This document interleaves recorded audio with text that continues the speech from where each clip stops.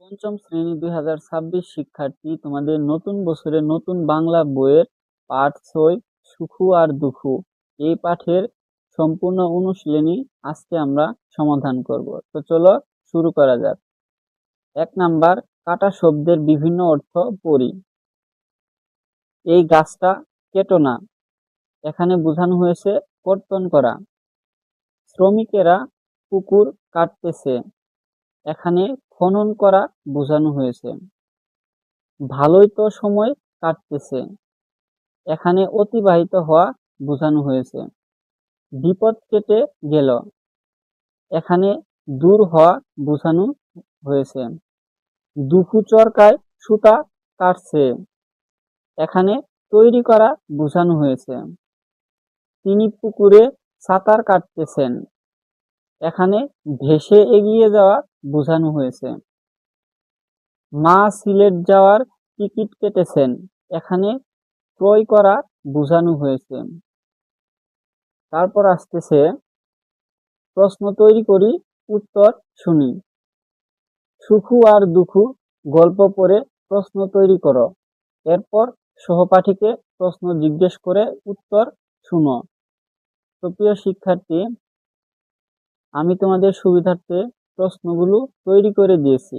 তোমরা এই প্রশ্নের উত্তর নিয়ে তোমাদের সহপাঠীদের সাথে আলোচনা করতে পারো। তো চলো প্রশ্নগুলো আমরা পড়ে নেই।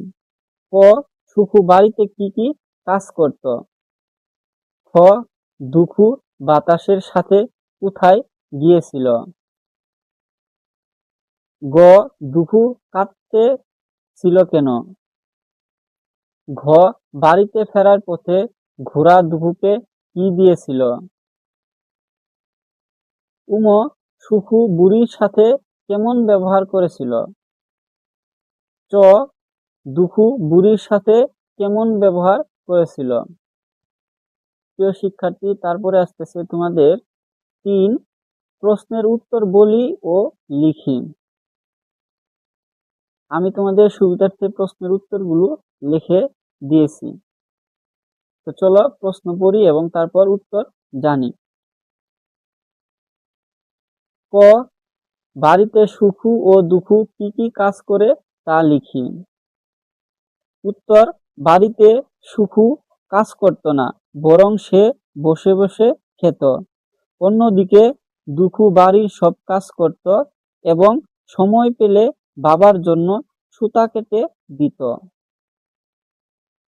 খ, বাতাসের সঙ্গে যেতে যেতে দুঃখু কাদের কি উপকার করল? উত্তর, বাতাসের সাথে যেতে যেতে দুঃখু কলা গাছের গায়ে পেঁচানো লতা পাতা সরিয়ে দিল এবং ঘোড়াকে কচি ঘাস কেটে দিয়ে তাদের উপকার করেছিল। গ, চরকা কাটা বুড়ি দেখতে কেমন, সে কেমন বাড়িতে থাকে? উত্তর, চরকা কাটা বুড়ি দেখতে খুবই বৃদ্ধ, তার গায়ে সাদা শাড়ি ছিল এবং তার মাথার চুলগুলো দুধের মতো সাদা ছিল। সেই বুড়ি ধবধবে সাদা একটা বাড়িতে থাকত। ঘ, দুঃখু বাড়িতে ফেরার সময় কলা গাছ ও ঘোড়ার কাছ থেকে কি কি উপহার পেল?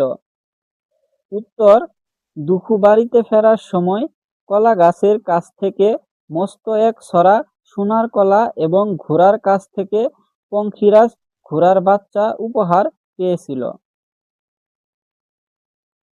উম, সুখু কেন ভালো কিছু পেল না?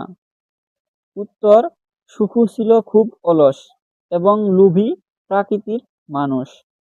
সে বৃদ্ধ বুড়ির সাথে খারাপ ভাষায় কথা বলে তাকে কষ্ট দিয়েছিল, তার জন্য সে ভালো কিছু পায়নি।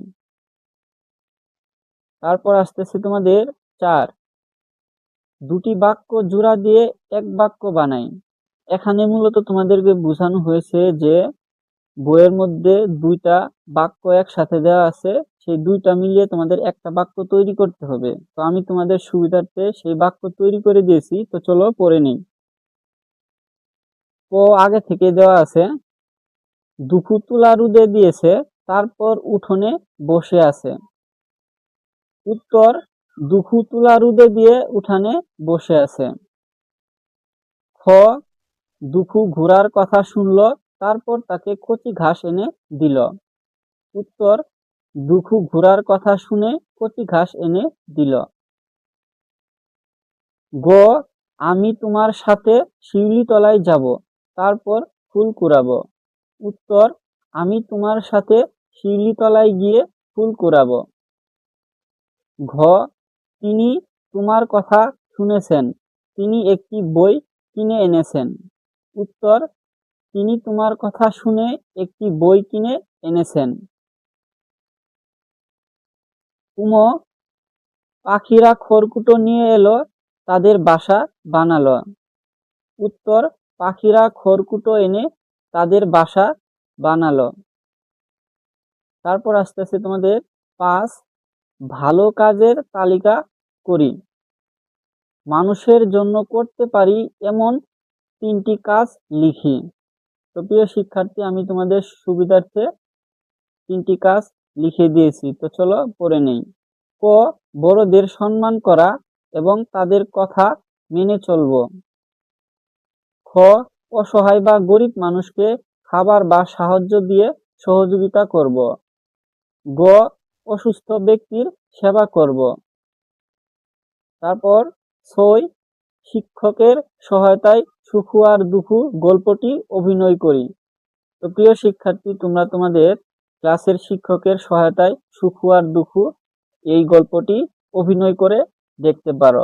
তো প্রিয় শিক্ষার্থী, এই ছিল তোমাদের পাঠ 6 সুখু আর দুঃখু গল্পের অনুশীলনী সম্পূর্ণ আলোচনা। পরবর্তী ভিডিওতে আমরা অন্য একটি পাঠ এবং ওই পাঠের অনুশীলনী প্রশ্নের উত্তর সম্পর্কে সম্পূর্ণ আলোচনা করব। সেই ভিডিও সবার আগে পাওয়ার জন্য আমাদের চ্যানেলটি সাবস্ক্রাইব করে রাখতে পারো।